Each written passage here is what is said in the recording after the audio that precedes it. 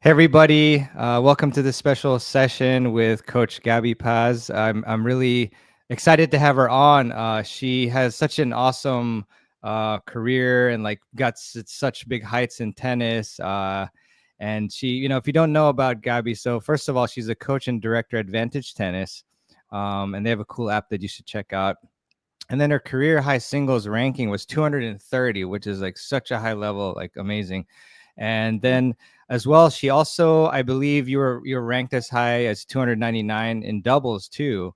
And then you played Fed Cup for Venezuela, and Gaby also won 8 singles and 3 doubles titles on the ITF Women's Circuit. So like super high level. I hope that we get to hit sometime. It'd be You so fun. really But did your uh, homework. yeah, yeah. Oh, I try. But yeah, thank you so much, Gaby, for coming on. I really appreciate it. No, of course.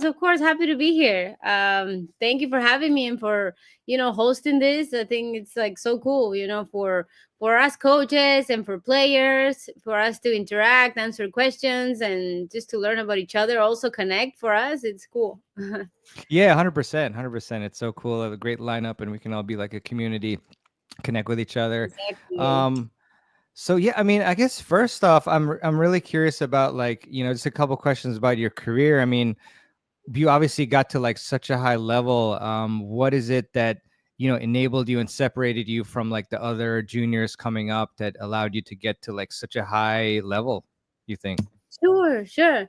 Yeah, I mean, I think you mentioned a lot of like my pro career, and then my junior career. I was top 10 ITF, and I made the finals of the Junior US Open, which is one of the highlights of obviously my junior career.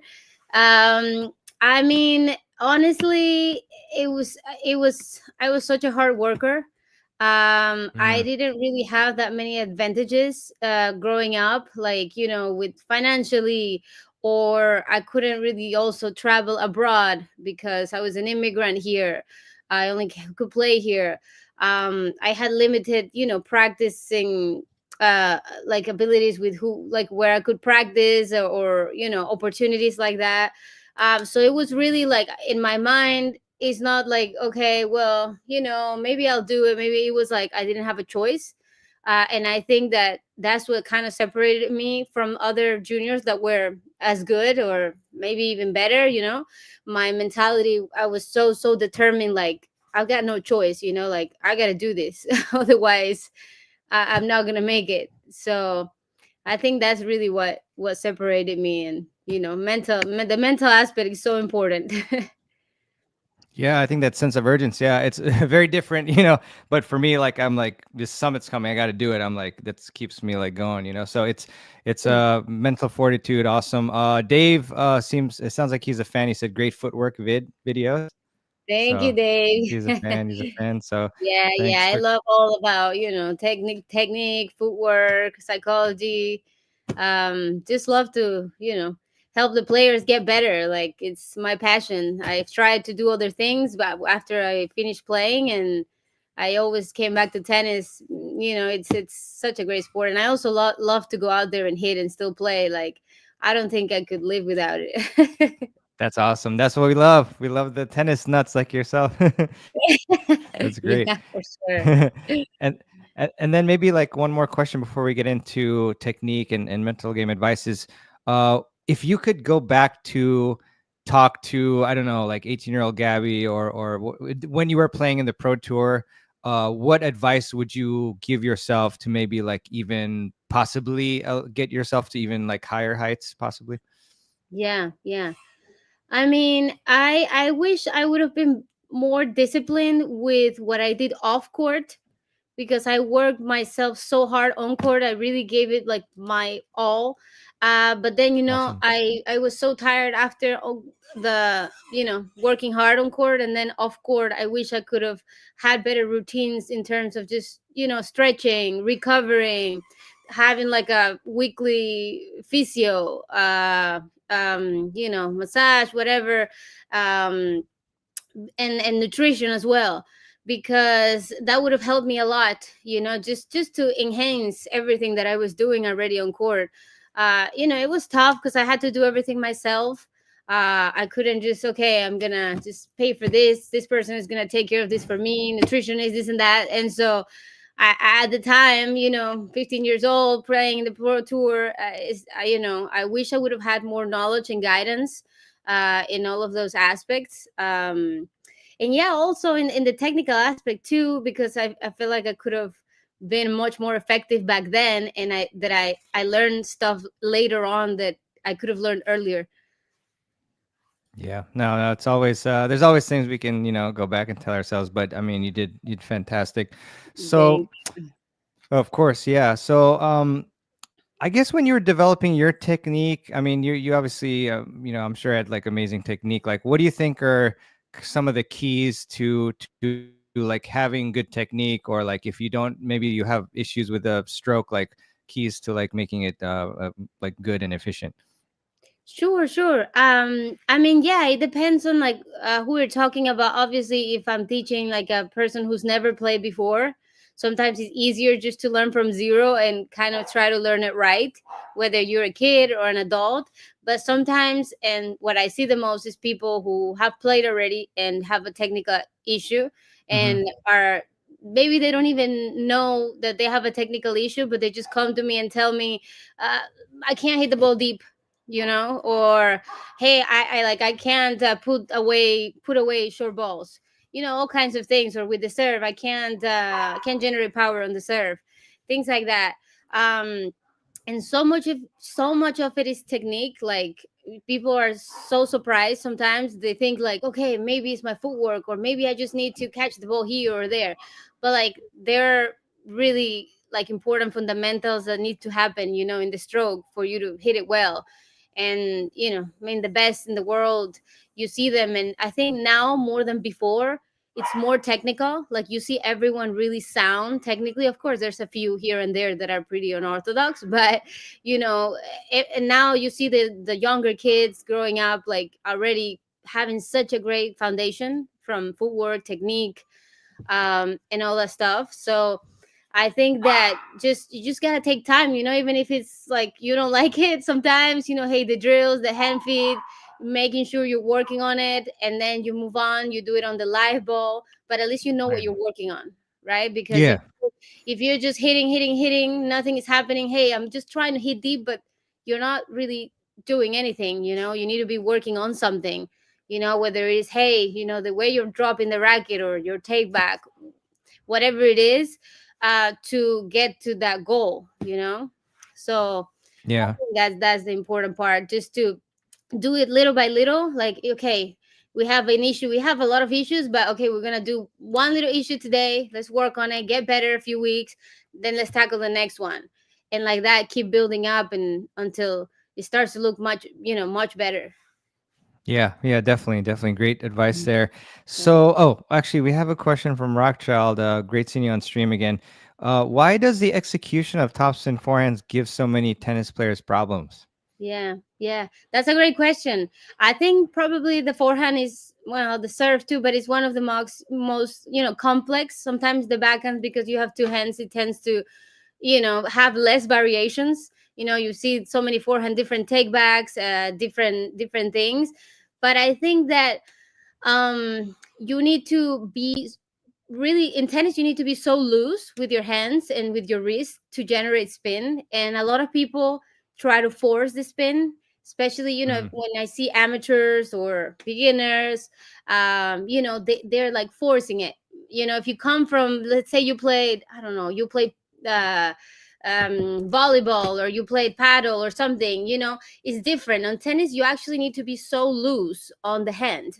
And so a lot of times, yeah, what I see is I'm trying to teach them the spin, but like their hand is not moving. It's so tight, so rigid. mm, And to have that technique, you need to be really loose. And that's why it looks like you generate easy power when you see, Alcaraz, Djokovic hit. It looks so effortless. Their hand moves so fast, but it's also so loose. So I think that that's like one of the main reasons. There's a lot of other reasons, but that you really need to work on building up, just having a really loose hand, not grabbing the grip too tight. Because if the cap doesn't move, if you don't have any lag, you really can't generate the spin. Yeah, 100%. I've spoken with Jeff Greenwald a few times. He's a mental game expert, and but he's a great player too. And he was saying how like later on, in life, like he realized that he was playing at like a six tightness where he should have, for his game, optimally been a four, and like it just being looser allowed him to just manipulate the ball so much better. So, Yeah. yeah, Yeah, for yeah. sure. And as we get older, we tend to get tighter. And if you haven't played, since you're a kid, it's sometimes a little more difficult to understand. Like, I can't force it. I can't like control the force spin. I actually need to kind of let go of my hand. But we have such a great success with like older, me and my husband, with older players that couldn't hit spin. We're at a really low level, and now you see them hit, and Mm. it's like, wow, it looked like you played as a kid. And for us, that's like the best thing, that they rally nicely and they keep being so excited about the game because they keep improving. So that's the coolest part. Yeah, that's so rewarding, and to know that you like gave them this happiness. Because like as tennis players, if we like figure out something, unlock something, and hit it better, it's like priceless. So Yeah, and you're it feels doing, so good when you hit the ball nice. It's just it's yeah, great. for sure, for sure. I guess I'm curious with the topspin, like, obviously you mentioned the looseness. Is there anything else? Like, do you change? Because a lot of older players, they do tend to have maybe like Eastern or Continental. Yeah. Like, do you change their grip, or do you still keep their grip and still just other things that they can still do to hit topspin? Yeah. I mean, obviously, it depends on the goals of the person, but I really do like to take people on that want to improve, and they tell me I want to hit like good with good technique, because that's what if I see them hitting 1,000 balls the wrong way, it's really boring for me, that I can't help them.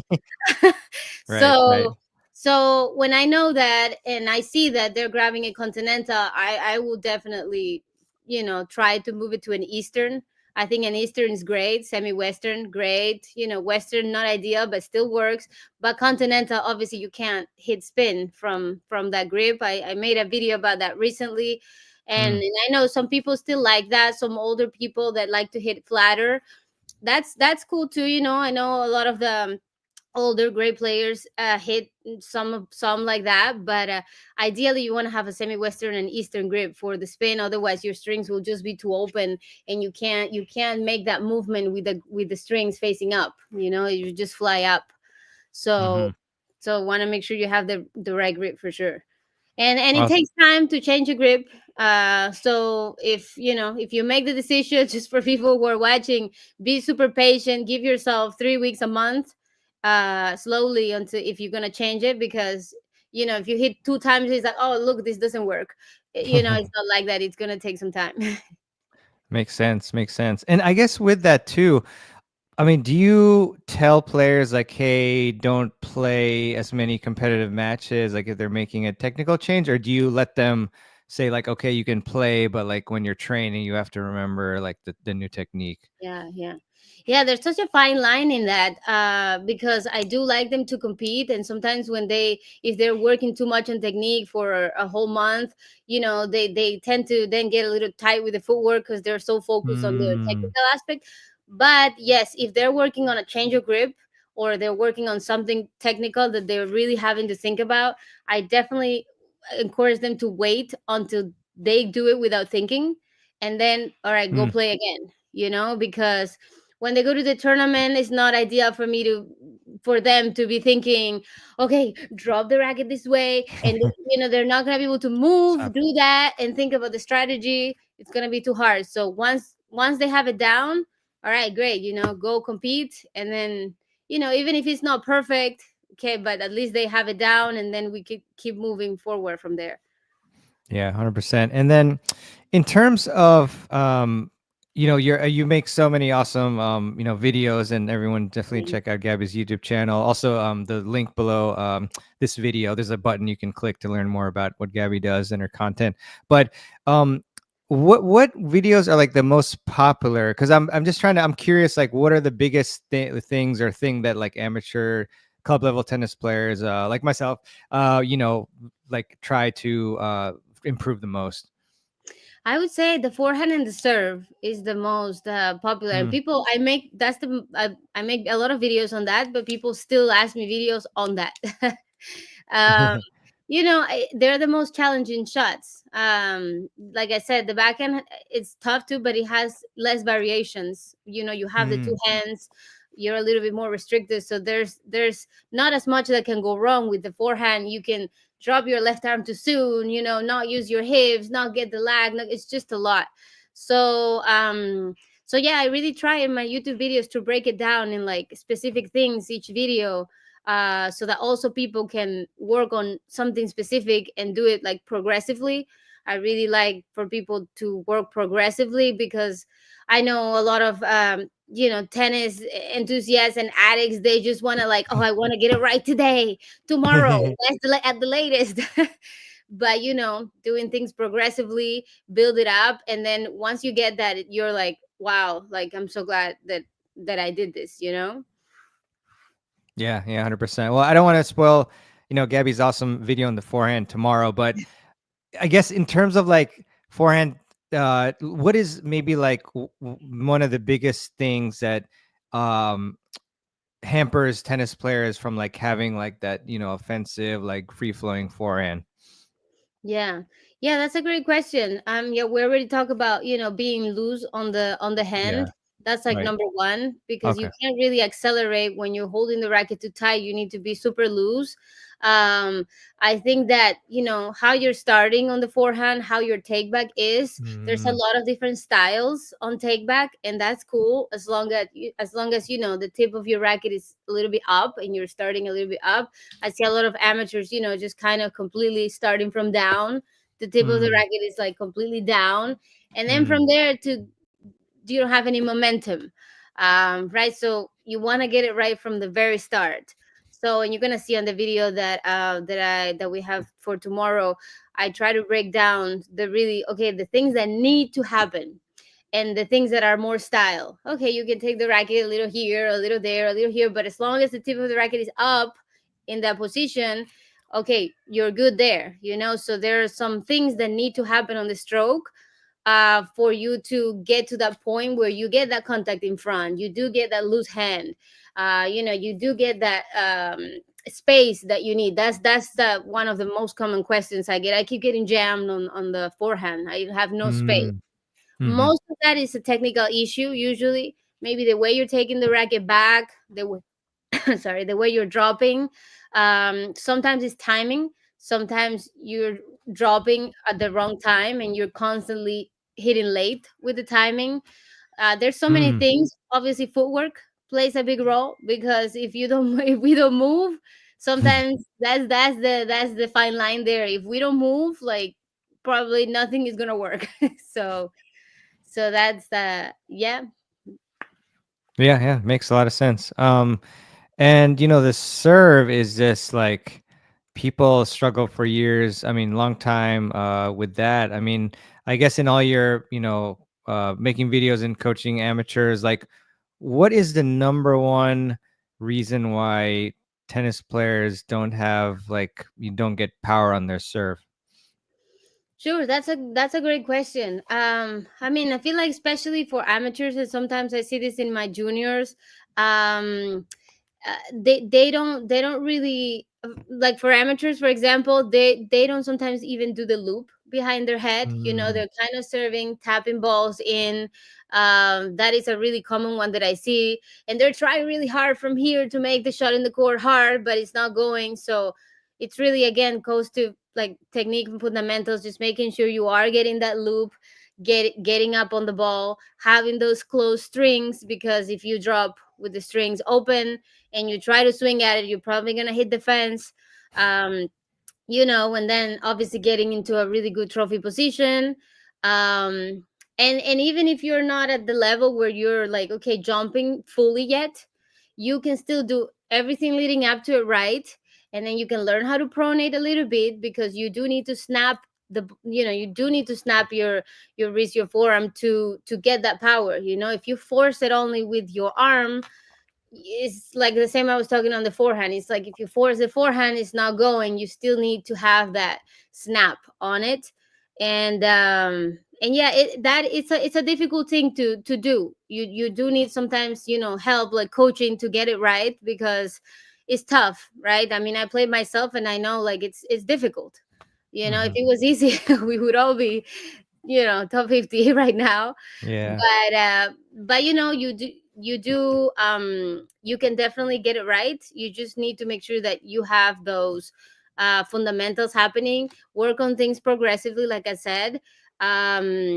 And yeah, just don't give up on like trying to do it right because it's not working right now. Like give it time, try to do it right, maybe ask questions, figure it out, because if you have the right guidance, I guarantee that you can get it right.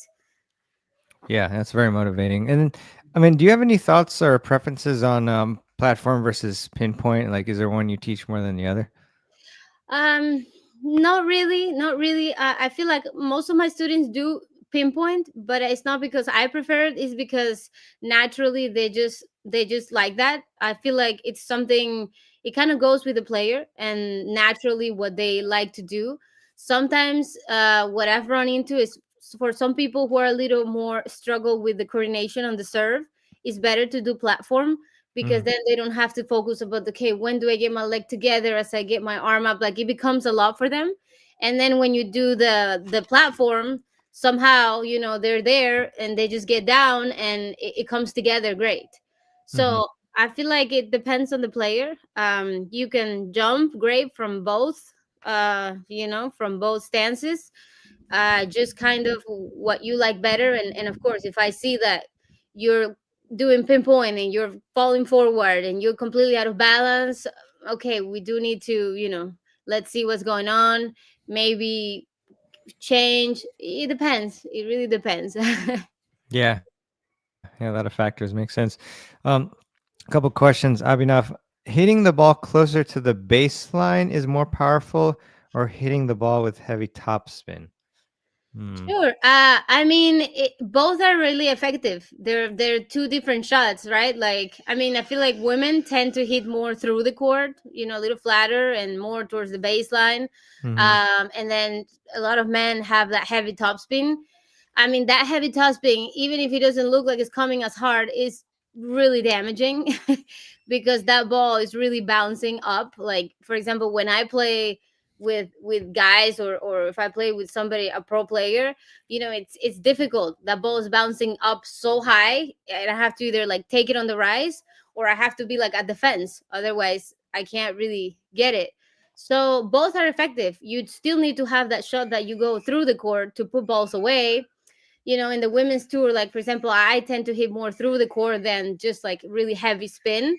We try in the women's, we do try to be aggressive and finish the point sooner. In the men, sometimes there's more setting up the point, more heavy spin, but both are really effective. I could say if you can develop hitting heavy topspin, you always should try to have heavy topspin, and then hitting through the core will probably be easier you than the other way around. Cool, cool. Yeah, I love hitting with a heavy topspin, especially on clay. Oh Um, yeah. yeah, so fun, so fun. Dave, doesn't it seem that if returners have trouble with poofy serves, players aren't pushed to improve their serve? Hmm. So sometimes I guess it seems like maybe like let's say I'm playing in a 3-5 league and like I'm hitting, these slow serves, but then the returners are having trouble with Right. the slow no pace, so then it causes me to not, I guess, improve my serve. Is that kind of Yeah, what you yeah, read I into get it? that. I get that, and I've had that with some. I had this guy who were pretty good level actually, but he just kept winning the matches. He wasn't even barely jumping, tossing like super low, kind of slicing it in. It didn't look very nice, but he made them. And for some reason, he caused a lot of mistakes because people were like, "What is that? Like, what is this crappy ball?" Right? Like I don't know what to do with this. Um, but anyway, you should really okay, this bothers my opponent, great, sometimes you can use that in certain situations, but you should really try to develop, like weapons. You should try to, okay, I have a big flat first serve that's strong, I have that slice, and I have that kick. I can put it in any direction. um so you always want to strive to be better. And of course, if you see that if you're playing an important match, and you see your opponent is having trouble with the crappy serve, and I mean, I would just keep slicing it there, and you win the match. But then off the court, we try to develop all the serves. Yeah, yeah. Makes sense. Makes sense. I'm curious too, again, like just going back to how high level of a player you were, which is amazing, is in terms of like your strategy, like did you have any like basic strategies for yourself according to like how you played, or were you always thinking like, oh, I'm playing this player, I got to do this differently? Like, what was your like strategic approach overall? Yeah, that's a cool question. Yeah, I think that a big part of like my game is that even though I was aggressive, I was pretty like smart. I always really tried to figure out my opponent's weakness, and sometimes I knew them already because I saw them playing and I knew them, or sometimes it would take me a couple games to be like, okay, I know that if I play with a little bit more spin to this girl's backhand, she doesn't like it and she gives me a short ball, and then I can be aggressive on that. So then I will build my entire match on that, because why would I be giving her forehands when I know she crushes them, when off the backhand she gives me this ball that I can crush it, you know? So basically finding my strength against their weaknesses. Mm-hmm. And I mean, and when it gets to that level where you don't have a huge weakness, like, okay, this guy has no backhand, or this guy's returned, it gets to that point, there's still things, right, that you can neutralize your opponent. I mean, Mm-hmm. I think you've seen some matches like, I think I saw once that Alcaraz was playing Sinner, and Sinner was crushing him. Just it really looked like he couldn't handle his ball. And then all of a sudden, in the second set, he started throwing some really heavy, kind of higher view spins shots to his forehand. Sinner was thrown off. He started missing a few. He started making some safer shots, and then Alcaraz got on the offense. So there's still always ways to get around it, and I think somebody like Alcaraz or Djokovic, who win so many matches, they figure that out like constantly. Like Djokovic knows that who if he's playing somebody, he knows that he can hang in that forehand in the backhand cross court, and he knows like who he can do that with, and he knows he'll win all day with certain opponents just hitting that backhand deep cross court. You can see that like he's chilling, But then you can see sometimes he's suffering, like, okay, I'm having to do a little bit more now. I'm having to change direction. I'm having to be more aggressive. And that pushes him sometimes outside of his comfort zone a little bit. So, everybody has something that you can neutralize them on, that then you can be in the offense. It doesn't mean that they're going to miss, but maybe they give you a nicer view of a shot that you like better than if you hit something and they hit a bomb to your feet, you know? Mm-hmm. So, yeah. Yeah. Yeah, makes sense. Yeah, it kind of makes me think about a session that we had earlier in the summer with Jorge Capestani, it was all about sabotage and like, implementing like drop shots and short slices and things like, so you don't have to raise your level necessarily. You just try to find ways to like, make the player you're playing against uncomfortable. Yeah. So Yeah, kind of makes me. 100%.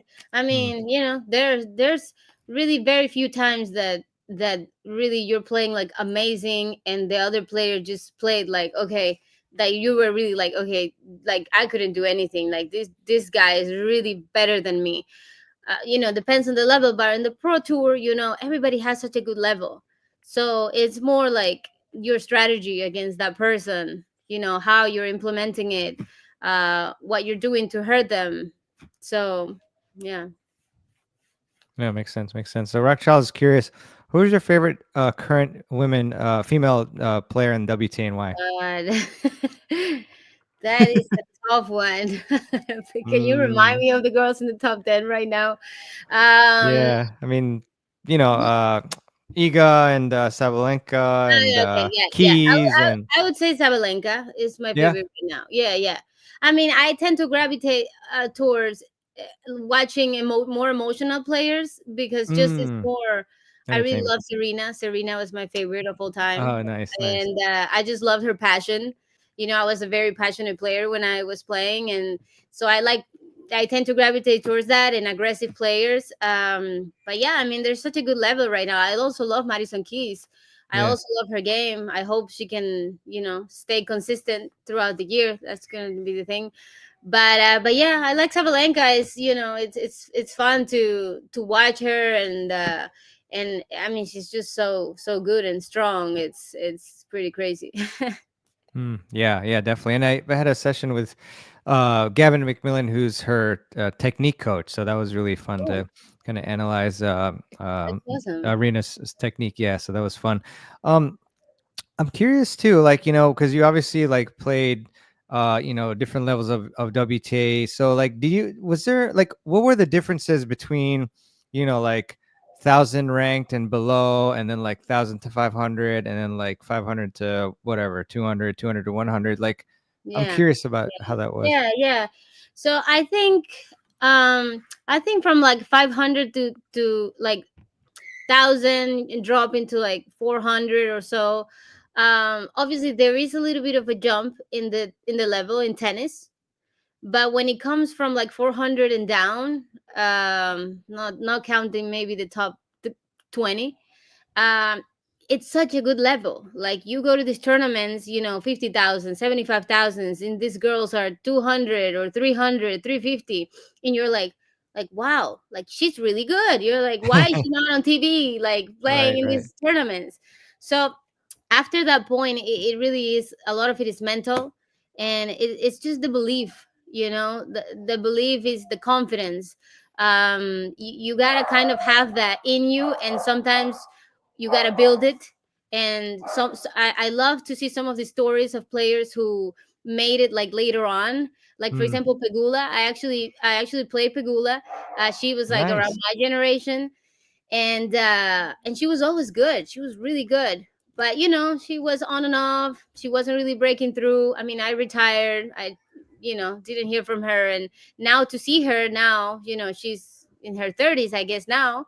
um she's like right now three in the world. I think that's such a cool story. But yeah, it's just that belief. Like a lot of the times you're like, for example, when I was like 250 and I had to play, okay, I got into this WTA, and you qualify and you have that first round. It's like, okay, god, this WTA tournament, is nerve-wracking, and you want to break through that.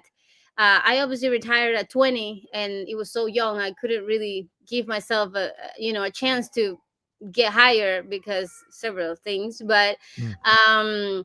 But it's that breakthrough, that mental breakthrough, that you're like I belong here. I 100% think that I can do this. You see some of these young girls, and they don't even like, they're like, oh no, like I won, I made it was it Andriva, freaking what is 17 years old, and Mm. he acts like she's like, oh no, this Nuts. is like what I do. I belong here. Like this is not a celebration, like this is what I do. So that kind of attitude and belief, it's so, that's the difference. And I see it sometimes with when I coach different juniors, and I've coached a few people who have made it to the pro level, and you can see that the belief is there. I mean, it's crazy. You see them compete, and you're like, wow, like she's playing even better than she played in practice. Like what is happening? Damn. Yeah, I think that's the key, when it comes to probably like 300 and down. Wow, that's super cool. Super cool. Very interesting. In terms of like, I guess amateur, like going from strategy in the pros to then like club level strategy. What should the mindset be of the players? Do you think? Like, let's say like 3-5 or 4-0. Like, what should they be thinking? Like, as they right before they step out on the court. I mean, I think that like we were talking about, probably at that level the strategy is so important, because I think at that level it'll be a little bit easier to find weaknesses on your opponent, than it is when you're playing, at the pro tour. So really kind of having having a really clear, how do you call it, a really clear goal of what you're gonna do. Like even write it down. Like it could be one thing, it could be two things. I am gonna, for example, things that I said to myself before going in the court, like I want to like have aggressive footwork, and I want to hit like really hard, deep, and I want to hit deep. That's gonna be my goal today. I want to have really good footwork, and I want to hit deep. I know with this girl that's like it's gonna work, and that's what I need to do. And so when you have that so clear in your mind, it's easier. Your body kind of responds to it more versus like, okay, should I do this, should I do that? You keep Mm, doubting yourself, and then your body doesn't react, and sometimes you're frozen. You're like, oh, so all of a sudden you're down 3-0, and you keep changing your ideas. So it's so important to have a clear idea. Of course, if you lose the first set with your idea and you're like, this is really like not working, then you may want to have a different idea. But I'm pretty sure that if you have a strategy like that, like if you have a strategy that if you play well and you do it, it's gonna work and get that opponent. You should stay true to that and not mhm, get frustrated when it's not working 2 points, because that's what I see a lot of people do. And my juniors, they're like playing mhm, great. I'm a great, 5-4 up. They're beating a really good player. They're about to win the first set. They lose 2 points. Maybe the other person hit like just two amazing shots, and they get so frustrated, like, no, no, like this is not working. And then they change. They start to do something else, and then they lose the set. Like, no, like mm. sometimes it's really important to stick to your plan. And again, I don't know who your opponent is, what they're like. You kind of have to figure that out. And if you don't know who you're playing, I mean, you can have a basic plan just of what you want from yourself. Like I said, for me it was footwork and depth. Mm. I want that for myself. And then if I know, okay, I just need to play more to this girl's backhand, okay, that's gonna be another focus. But that's really important. Yeah, great stuff, Gabby. And then in terms of return strategy, like what do you think is the best way to approach the returns? The returns, I mean, I feel like the returns should be kept as simple as possible. Like just literally first serve returns, try to go deep middle, try to hit a, very quality middle hard shot on the first serve. I mean, I don't know, what the first serve on the other side looks like, but if it's like a decent pace serve, you don't want to be hitting like down the line or crazy shot. It's a first serve. And there's nothing more effective to hitting strong to the people's feet. You serve, you hit strong to their feet, you're gonna be in a good position for the next point, right? And sometimes you can go cross. If you're having a really, like somebody said, they're like a really mushy bad serve, of course, you do want to step in and probably place the shot, start on the offense. But big targets, same thing for a second serve. Just a lot of footwork, big target, pick your spots. We do not want to be missing a lot of returns that make no sense. This is what I tell my players, and I give them like rules. And sometimes when they play against each other, even if they won when they lose a point and they make a bad decision, I say you lose 2 points when you make a bad decision. You Mm, know, mhm, or because if they lose the point and they were going for the right thing, I'm like, hey, it's okay, like you did the right thing, it was a good try. But if they did something is a really bad decision, you can see, hey, like you can't hit down the line on this ball, like that's just not gonna work. Then and they know that already, right? They know their patterns. Either you lost 2 points, and that's how they play the points against each other. You just want to build that on your head, and with returns is like that, the same thing. You should be so strict on the returns, not to, because if you overthink, then you're like, okay, this first serve, okay, I'm gonna go hard middle, and then you're like, okay, what if I go down the line? Maybe I'm gonna go down the line. And all of a sudden, you try that, and it's terrible. Like the person hit a really good first serve, you were super late, and you make a terrible choice. You know what I mean? So you want to keep it very, like very simple. Follow a good structure. If you have time and the person serves really slowly, great. In your head, be like, okay, this is gonna be my target. But for first serves, deep middle, and then otherwise, pick your spots with a big target. got you, got you. Good stuff. Can you give me like one of the biggest, like, because you were just talking about like, if your players make a bad decision, then like they lose 2 points. Can you give me like one very common bad decision in singles, and then one very bad decision in doubles that you actually see is kind of common with club players? Sure. Um, with the singles, I mean, I'll give you just a few really quick. Obviously, when you're pulled out wide, whether it's forehand or backhand, you're trying to go for a killer down the line shot. That works one out of 20 But it times. looks so cool. Come on. It does, but you gotta like be there. You actually gotta be there with your footwork for it to work. And sometimes we're not there. So if you're not there and you know you're not getting there good, go cross court or go deep, play higher and deep. But don't just, waste the ball on trying to go for a winner that is not gonna work if you know you're not there with your legs, right? That's a really common one. And then I see that a lot on singles. Sometimes they get a spinny shot, like a heavy shot, where they're going Mhm. back. You're going back. You need to keep the height and keep building the point. And then they'll go for something really flat, like really attack that shot from like way back Mm. instead of keeping the height, right? Because if you pull back, you need to keep the height. That's the rule I give them. So when they do that and they go back and they miss the ball in the net, trying to go for something that's not, very high percentage because you're moving backwards, that's also a point penalty. So yeah, things like that. I mean, they make a huge difference because when you stop making bad decisions, it doesn't mean you stop making mistakes. You're gonna make mistakes, but when you stop making bad decisions, you win a lot more points. It becomes a lot more simple. Um, Yeah. and then in doubles, I mean, I don't see that much double nowadays, like I wish there were more like junior double tournaments or even like Yeah. you just see less of it now. But I guess one would be like, I see them like they kind of want to come to the net. They see the two people coming into the net, and they just come to the net, with like a floater type of shot. That's Mm.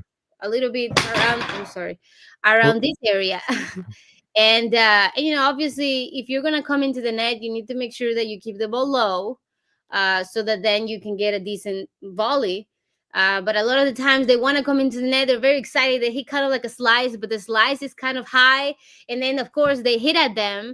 And it's not that you have bad volleys; you just are not picking the right opportunities. yeah. So that's like one of them.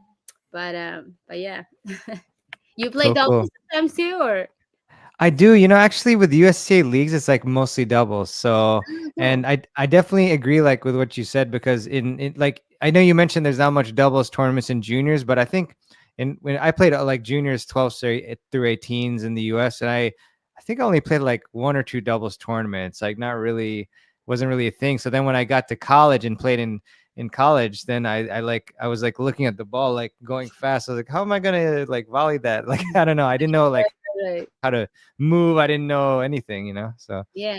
Well, yeah. another one is when they're in a like a bad position and the two people are in the net and one of them is in the back and they're in a terrible position, but then somehow they think they're gonna hit a perfect lob and it's just gonna be amazing, and they hit a bad lob and then they get killed, or their opponent gets hit or killed. Like Mhm. pick the right moments. Yeah, yeah, no, 100%, 100%.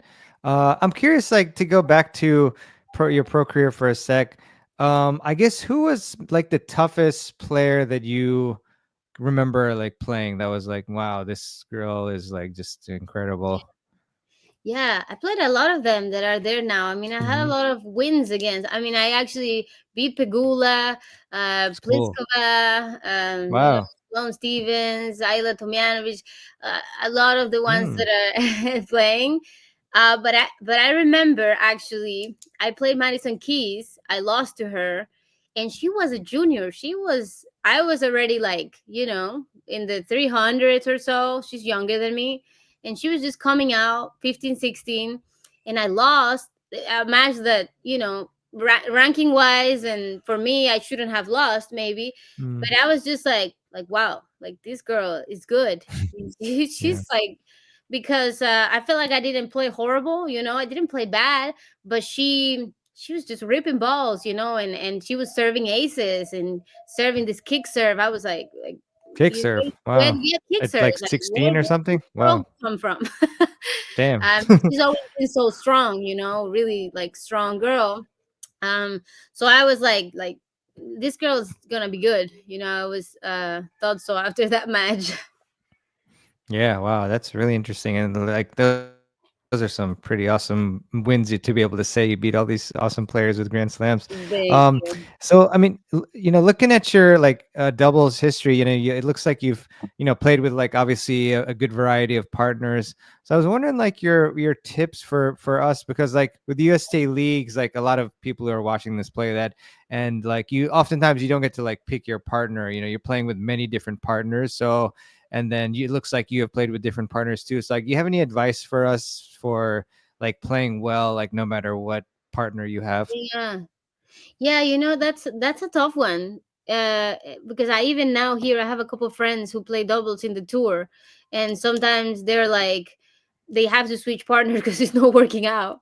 Uh, so I Yeah. think that like having that connection with the partner is so important, and Mm, maybe you don't always get to have, obviously in USTA leagues, maybe you don't get to have the same partner all the time. Um, I mean, the tips I yeah. can give you, obviously, like a lot of communication, maybe prior, maybe training together if you can, a couple times training together, maybe switching things up. Like if something is really not working, like you guys lost a set, and you're both like, guys, like you don't know if like, hey, this is your ball, this is my ball, like you're not, syncing.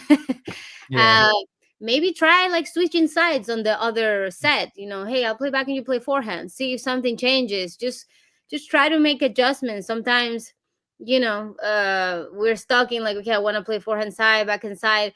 But if you have maybe a partner that also wants to play on the forehand side, see what works.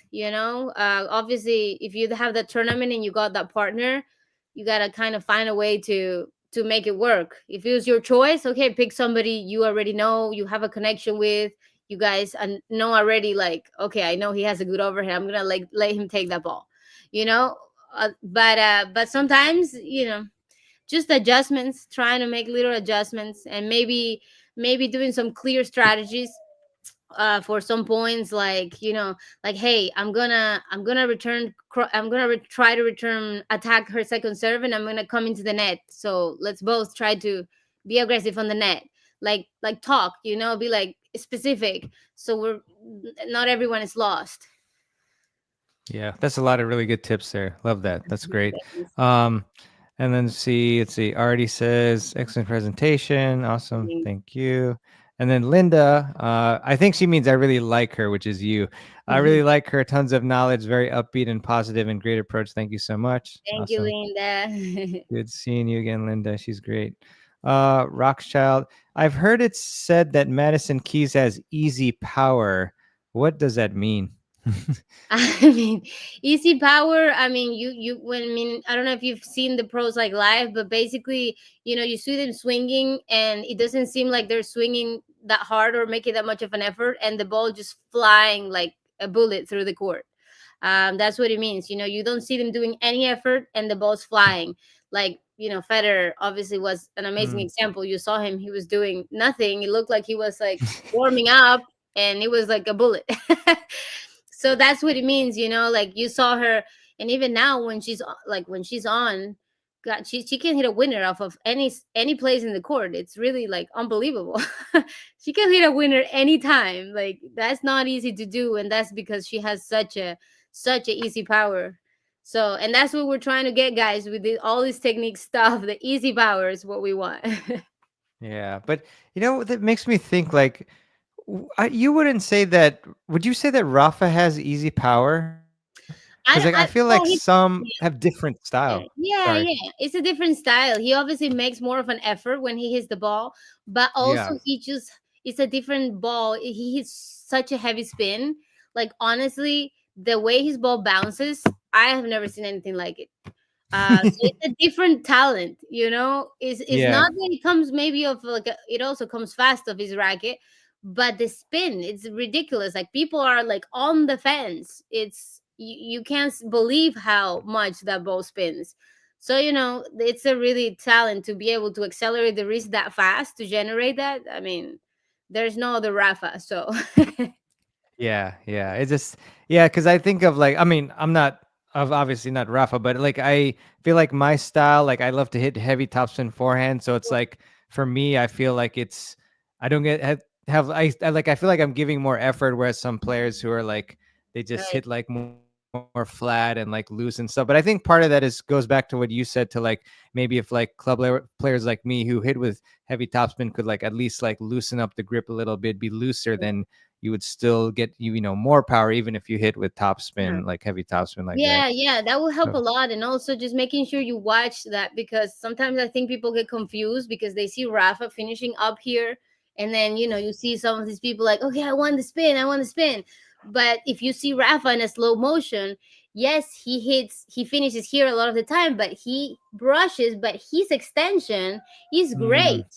He does extend so well. And then, mm, yeah, he goes over the head. But then you see the people trying to do it and he goes like this, and the so the ball is brush, not yeah. going anywhere. So that's a really good key point for you there if you want to, like, get that spin to really damage your opponent. Yeah, yeah, that's a really good point. Like that's yeah, great point because a lot of times like we get tricked by like the TV is like you don't see it in slow motion. You see regular whatever speed, so it's like it's like fast, and then you don't realize certain things that are happening. Like they're actually going through the ball more Yeah, than you think. So yeah, yeah. yeah, And the that's way good and the stuff. way Rafa drops the racket for the spin is, when you see it in slow motion, it's really unbelievable. Like he's so loose. Mm, So yeah, I'm gonna have that's, to. yeah. Look at Yeah, I'm Rafa. gonna watch like after we finish. I'm gonna watch slow mo Rafa. Ah, I miss Yeah, Rafa. no, it's amazing, really, because Ah. when you see fast motion, you're like, okay, he's just going straight out, but no, he's not going straight out. He's extending so well, it's crazy. Yeah, that's cool. Um, I want to get maybe like a mental tip or two because I know we're at top of the hour. Time just flies when you're having fun. But Yeah. so I guess maybe what is like one big like the biggest mental game mistake that club level players are making, and then like what is the solution? The top in terms of, you said mental. Yeah, mentally, like I don't know, like for example, maybe they're like getting super mad or like unfocused, stuff like Yeah, that, something like. sure, sure. I feel like, um it depends on the player, but one of the things I've noticed is, yeah, when they get to a certain level where they can start to compete, or they see like, okay, hey, I can hang in there with the little bit better players. I don't know, 3.5, 4.0. They kind of stop trying to improve on certain areas. They're like, okay, I can already hit the ball decently and make it in the court. And I really like to encourage them, like, because when I see them, it's like, okay, like, you obviously got it much better because you playing a lot, but I would love for you to hit the ball like good, not just make it in the court, but like hit it good. Like, let's work on the spin, let's work on your depth. Let's try to use your legs a little bit more. So then they can make that jump, because it's really hard to move past that sometimes for them. From that 3.5, 4.0, it's really hard for them to move up. um so I would say that that is a big thing. And sometimes they're just like, okay, please, I need to they just their goal is, I need to get to 4.0. Like, it's not, hey, I want to improve my game. No, I just need to get to 4.0. So you do need to improve your game. You do need to, like, put in the time to work on certain areas, whether it is, okay, let's find out your strengths, whether let's get your strengths stronger, like make them a weapon. Let's see what your weaknesses are, how can you improve. Well, if you don't have a great backhand, let's improve the backhand. Maybe let's get your slice really good so that people can't hurt you that much on that side. That's what I want to, like, encourage people to do, because it's 100% like possible. I've seen it so many times. So everybody that is determined, that comes to me and says, I want to improve my technique, I want to hit the ball better, they do. But when they're like, I just want to beat my uncle, and then they're hitting the ball the wrong way, and they're like, okay, but if you want to do that, you're gonna have to, take certain steps. So I think that that's one of the things that I would love to see more. And yeah, that's pretty much. I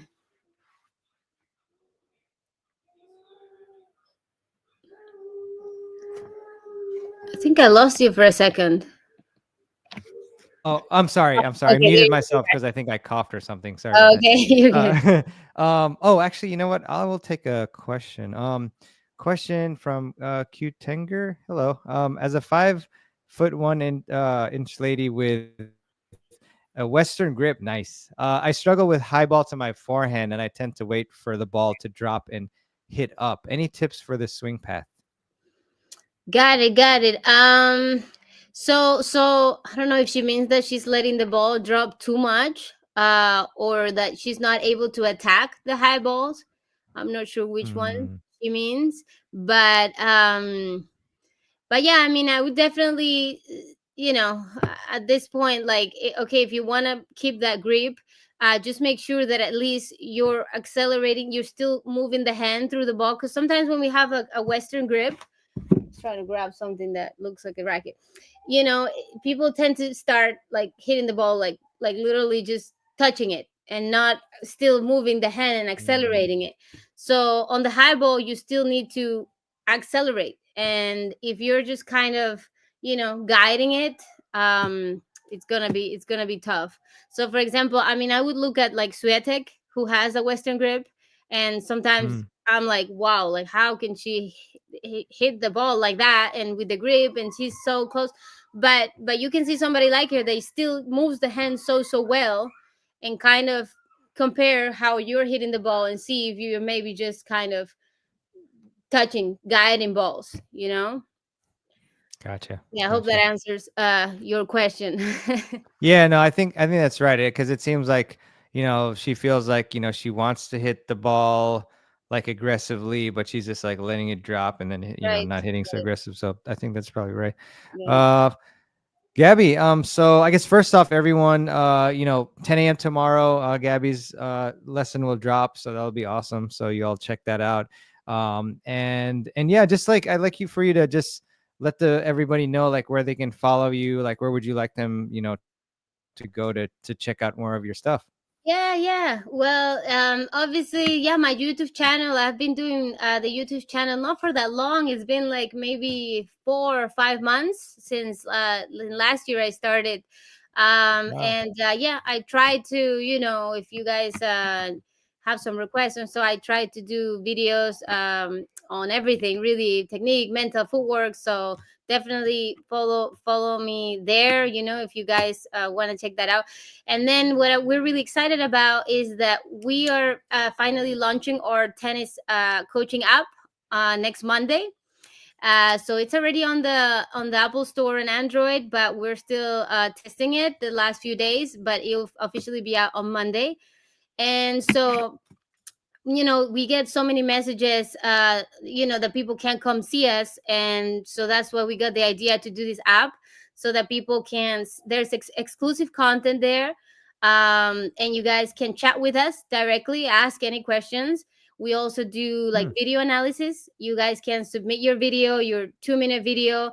We will get you a video analysis, compare, show you what's going on with the technique, and then give you, after you know what's going on, give you a little program of how you can work on it.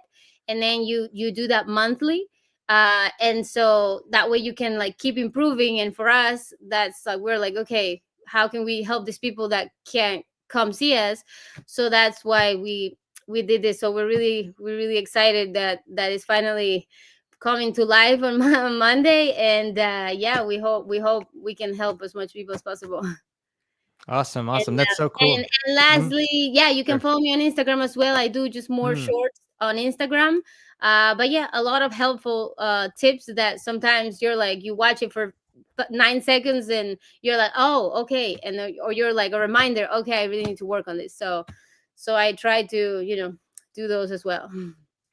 Awesome, awesome. I'm just furiously typing here. I put in the Gabby's YouTube channel link, and then also the Vantage app link, and then I put their Instagram as well in the chat. So definitely check those out, as well as the button below the videos for the Vantage app. But awesome, Gabby. Well, really appreciate you coming on. It was fun Q&A, and like I said, everyone check out her lesson tomorrow at 10 a.m. And yeah, I really appreciate it, and hope we can make some more content in the future. And Yes. yeah, Thank you so Yeah. much for everything. That was fun, and thanks for everybody that watched.